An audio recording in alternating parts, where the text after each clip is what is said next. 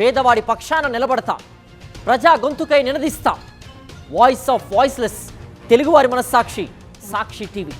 సాక్షి TV ప్రసారాల కోసం మీ స్థానిక cable ఆపరేటర్ను వెంటనే సంప్రదించండి. ఏపీ రాజకీయాల్లో ఆమె రూటే సపరేటు. ప్రతిపక్ష పార్టీ నాయకులను బెదిరించడం, వేధించడం, నోటికొచ్చినట్టు మాట్లాడడం, ఆధిపత్యం కోసం ఆరాటపడటం, కుర్చీ కోసం వెంపర్లాడటం ఆమెకు అలవాటు. అనుకున్నది సాధించడం కోసం ఎంతకైనా తెగిస్తారు. కడప కార్పొరేషన్పై పెత్తనం కోసం ప్రయత్నిస్తున్న ఆమె నగర అభివృద్ధిని సైతం అడ్డుకుంటున్నారు. ఆమె Kadapa TDP MLA Madhavi Reddy. Kadapa corporation పాలకవర్గంపై కక్ష సాధింపులు ఆపడం లేదు ఎమ్మెల్యే మాధవిరెడ్డి. ప్రజా సమస్యలు పరిష్కరించాల్సింది పోయి కొత్త సమస్యలు సృష్టిస్తున్నారు. కేంద్ర ప్రభుత్వం నుంచి వచ్చిన 15వ ఆర్థిక సంఘం నిధులతో పలు అభివృద్ధి పనులకు ఆమోదం తెలిపింది వైఎస్ఆర్సీపీ ఆధ్వర్యంలోని పాలకవర్గం. తనకు కుర్చీ కావాలంటూ పట్టుబట్టిన ఎమ్మెల్యే ఈ నిధుల విషయంలోనూ కక్ష సాధింపు ప్రారంభించారు.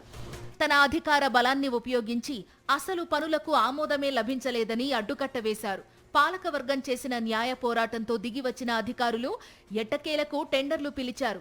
దీంతో పనులను అడ్డుకునేందుకు అధికారులతో కలిసి అవసరమైన అన్ని కుట్రలు ప్రారంభించారు ఎమ్మెల్యే మాధవిరెడ్డి. 25 కోట్ల పనులకు టెండర్లు పిలిచి 2 నెలలు గడుస్తున్నా కాంట్రాక్టర్లు పనులు ప్రారంభించకుండా చేశారు. 15th ఫైనాన్స్ కమిషన్ కింద ఫండ్స్ వచ్చాయి. ఫండ్స్ను టెండర్ పిలిచారు. ఆ టెండర్స్ను అగ్రిమెంట్స్ అయితే చేస్తున్నారు, కానీ పనులు జరగడం లేదనే దానికి కారణం కేవలం మనం పనులు చేస్తే బిల్లులు వస్తాయా లేదనే కాంట్రాక్టర్లో చాలా భయాందోళన ఉంది.